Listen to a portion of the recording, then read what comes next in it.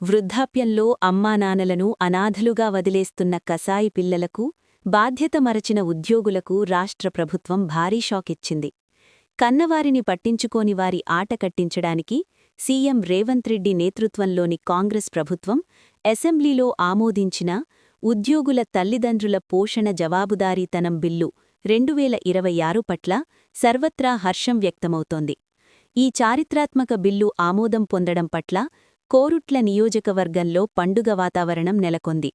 Telangana all senior citizens association ఆధ్వర్యంలో ముఖ్యమంత్రి రేవంత్ రెడ్డి, మంత్రి అడ్లూరి లక్ష్మణ్ కుమార్, అలాగే కోరుట్ల కాంగ్రెస్ పార్టీ ఇన్ఛార్జ్ జువ్వాడి నర్సింగరావుల ఫ్లెక్సీలకు వృద్ధులు ఆనంద భాష్పాలతో ఘనంగా పాలాభిషేకం చేశారు.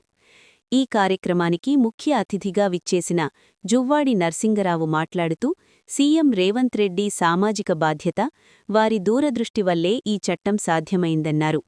వృద్ధులకు ప్రజాప్రభుత్వం ఎల్లప్పుడూ అండగా ఉంటుందని భరోసా ఇచ్చారు. మాటలతోనే సరిపెట్టకుండా సీనియర్ సిటిజన్స్ కోరిక మేరకు ప్రహరీ గోడ నిర్మాణం కోసం స్పెషల్ డెవలప్మెంట్ ఫండ్స్ నుంచి ఏకంగా 3 లక్షల రూపాయల నిధులను తక్షణమే మంజూరు చేసి ఆ పత్రాన్ని వారికి అందజేశారు. ఏ సమస్య వచ్చినా తమ దృష్టికి తెస్తే పరిష్కరిస్తామని హామీ ఇచ్చారు.